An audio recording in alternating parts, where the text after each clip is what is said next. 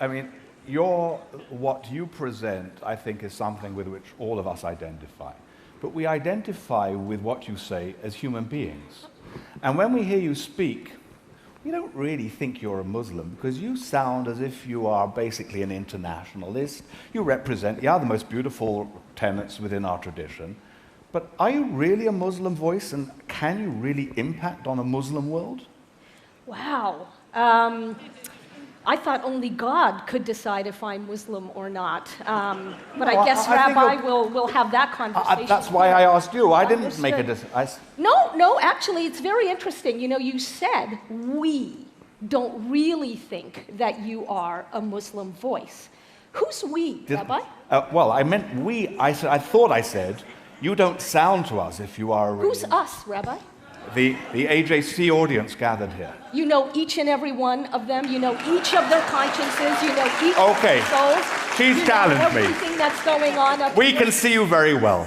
Who thinks that Irshad really represents the mainstream of Islam? No. You have asked now a very different question. Okay, I'll ask her that question again. No, Who really... I do not represent the mainstream. You and I both know that, and that's precisely why I speak as I do. So do you think you can impact on it? That's a good question.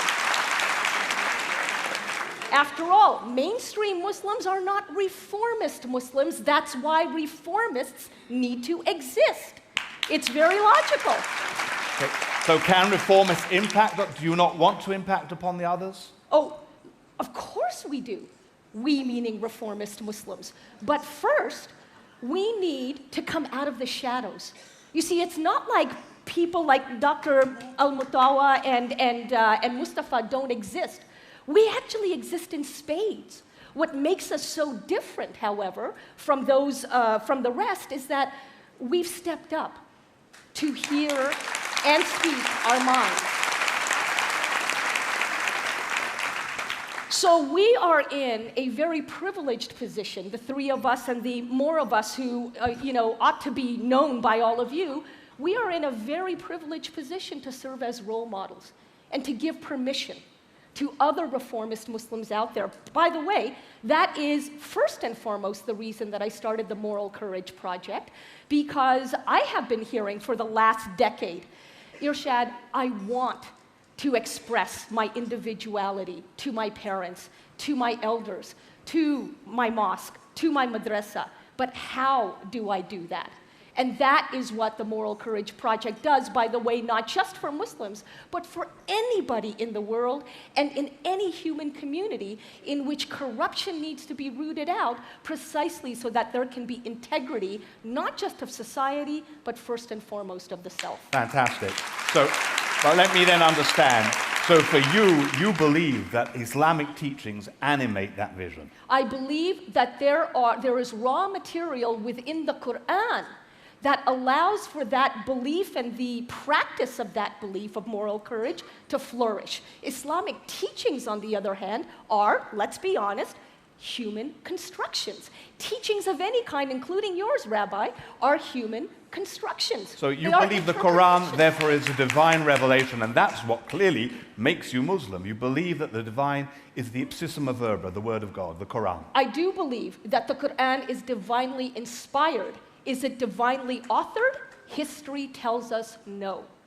But inspired? Yes. And that is why, Rabbi, I have faith, which is very different from dogma.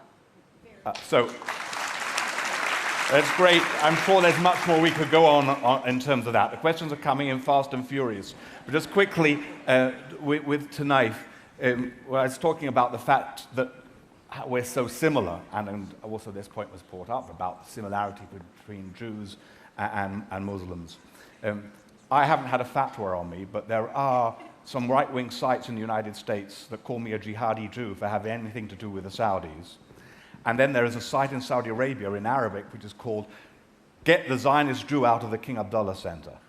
So what I wanted was not for you to endorse whether I'm getting it right, if I'm getting hit on both sides, but whether you think that, in fact, those sources that have issued the fatwa on you, and to some extent see me as a threat, a much smaller one, and that come from what Mustafa has described, essentially, as a Salafi Wahhabi tradition, whether you think that that's the problem.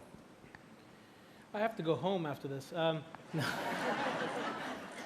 You know, this is what I think. I think if oil had ever been discovered in the Vatican, you know, Christianity would look very differently today. So I think that. So I think that you know a big part of the problem is interpretation. But I don't think in the end I think thought will win out over funding. You know, I'm from Kuwait, and there's a tradition of pearl farming, or not farming, but pearl diving. And what's a pearl in the end? It's you have, you know, grains of sand that irritate the oyster, but eventually the irritations lead to something valuable. So, you know, whether it's, you know, the work I'm doing, the work you're doing, Rabbi, I think in the end it'll bear fruit, because it's the last thing that people kind of are surprised that I keep going back. That, you know, after graduating from business school, I thought about staying in New York, and my brother called me. My mother was upset. You know, my brother said, because I was thinking about staying in New York, and my brother said, you can go from being, you know, a small fish in a big sea to being a big fish in a small sea. And I said, that's great, Fahad. What if I end up being the dumb fish in the desert? Then, but so far it's been okay. But I think a big part of it is interpretation, and which has been why, which for us, you know, the people who've been trying to shut us out are people who want to control what Islam means. Here in the West, the right-wing groups want Islam to mean the terroristic cult of a pedophilic mass murderer, pretty much. And back home, they want to measure it based on behavior they can observe. You know, and so anybody going in to kind of challenge that, you know, will end up being fought. Even though these two groups are at war with each other, they're really at war with anybody who can reclaim what being Muslim means. And in the end, that's what we talked about going to war over territory, over land, but our brains are more evolved. I mean, animals do that. Chimpanzees go to war over land. Our brains are more evolved, so we go to war over lions in the air, which is what religious territory is in the end. So you're basically saying we've got to stick in there for the long haul. Yeah, I think we do. I think, you know, part of the problem in Arabia is the kind of, because the thing is that when you have an intolerant society, it kind of feeds on itself. So first, you get rid of the people who are of the different religions. Then you start focusing on within your own religion the people who think differently. In the end, you end up kind of at war with your own brother because you have a different interpretation. And so it's about averages in the end. And the more voices there are missing, the more that average becomes an extreme. Okay, the first question that came up here from the audience says, basically, the Arab-Israel issue is not the major source of the real conflict that's going on. What's really tearing the Muslim world apart and having all terrible consequences in terms of the global peace is the struggle between Shia and Sunni. What do you think about that? Who wants to go? Well, judging from my first marriage, that's probably correct.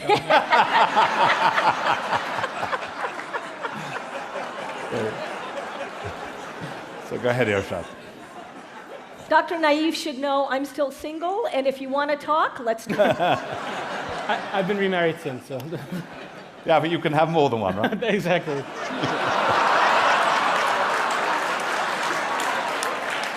And I'm working for the day when she can too.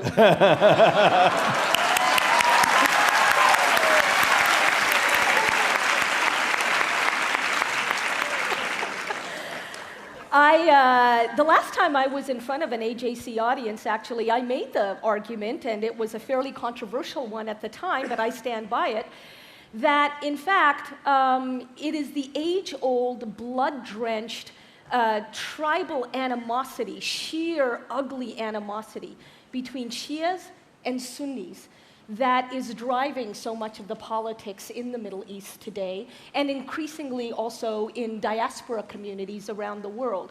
You know, it has often been observed, and I've experienced this myself, that people in Iran, for example, don't have nearly the kind of antipathy for Israelis or even for the Israeli government as they do for what they call the Arab conquerors.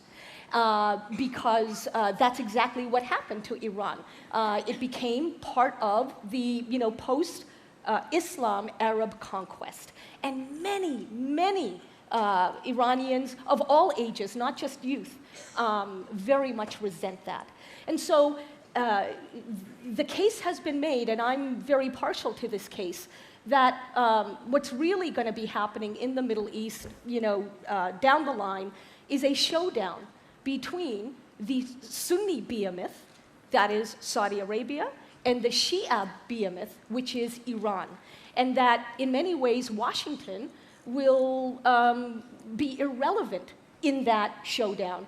And that if we really have Interesting that you choose a Jewish word as the adjective. Which is? Because what you use behemoth comes from behemoth, means Aha. a Hebrew word for an animal. Okay, that's why you're the rabbi. All right.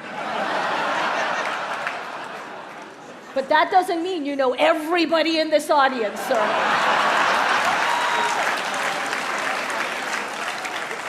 You put me in my place. I accept it. I will not. I back down. I think I'll say one other thing, and would love to have some corridor conversations with people about this afterwards, that if Washington does try to solve this in the way that it has tried to solve the Israeli-Palestinian conflict, Washington will become not even, it will no longer be a superpower. It will become, actually, in my view, a super pawn. I say stay out of it.